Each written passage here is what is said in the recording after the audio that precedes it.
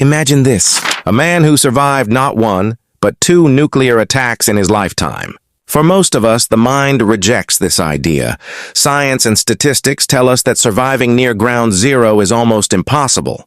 But what happened to Japan's Tsutomu Yamaguchi is not a scene from a sci-fi movie, it's a breathtaking reality. A story not only of luck, but of how the human body and spirit can defy the most terrifying laws of physics. In 1945, the war was reaching its final stage. The United States had created the atomic bomb under the Manhattan Project. No one truly understood its power because this wasn't ordinary explosives.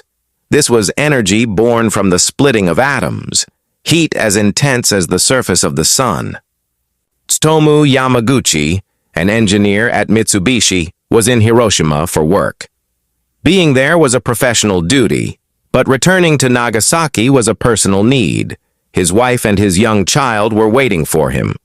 On the morning of August 6th, Yamaguchi was walking toward Hiroshima Station. At exactly 8:15 a.m., the sky exploded into a blinding white light.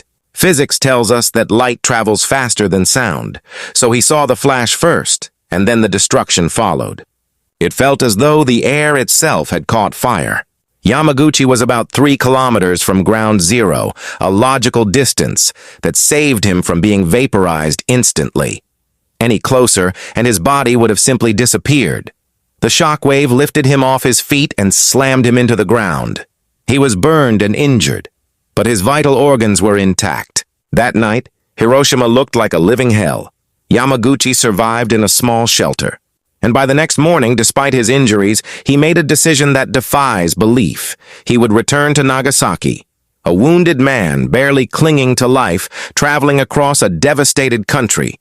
Because when death approaches, the human heart searches for its loved ones. He reached Nagasaki by train. On August 9th, he went to his office and tried to explain to his boss what had happened in Hiroshima. But his boss dismissed it. And honestly, anyone would. Because at that time it was impossible to imagine that one single bomb could erase an entire city. But while his boss was still arguing, the room suddenly filled with the same blinding white flash. This was the Fat Man bomb, more powerful than the one dropped on Hiroshima. And once again,